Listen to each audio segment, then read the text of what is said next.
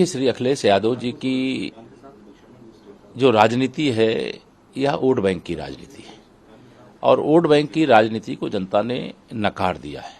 राष्ट्रवाद और विकासवाद के रास्ते पर जब देश और प्रदेश चल पड़ा है तो तुष्टीकरण नहीं चलेगा, कमल खिलेगा और फिर एक बार प्रचंड बहुमत की मोदी सरकार बनेगी। सर, क्या लगता है कि मुस्लिम वोट बैंक को रिझाने के लिए ये सारी चीजें? देखिए, वो मैं यह मानता हूं कि उनके मन में श्रद्धा है कि वोट प्राप्त करने का लालच है, मैं नहीं जानता हूं, लेकिन मैं ये जरूर जानता हूं कि गाजीपुर लोकसभा हो और चाहे उत्तर प्रदेश की 80 की 80 लोकसभा हो, वहां भारतीय जनता पार्टी और गठबंधन के जो प्रत्याशी वही जीतेंगे।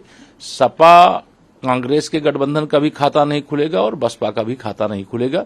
ये जमीनी स्तर पर जो हमारे संगठन का काम है, माननीय नरेंद्र मोदी जी के नेतृत्व में जो हमारी उपलब्धियां हैं, उन उपलब्धियों के आधार पर आंधी चल रही है और उस आंधी के सामने यह कहीं टिकते हुए नजर नहीं आ रहे। सर, रॉबर्ट वाड्रा के बारे में भी ये बात कही जा रही है कि वो अमेठी और रायबरेली से मैंने कहा है कि अमेठी और रायबरेली श्री राहुल गांधी जी, उनकी माता श्रीमती सोनिया गांधी जी, उनकी दीदी श्रीमती प्रियंका वाड्रा जी या उनके जीजा श्री रॉबर्ट वाड्रा जी किसी की जागीर नहीं है।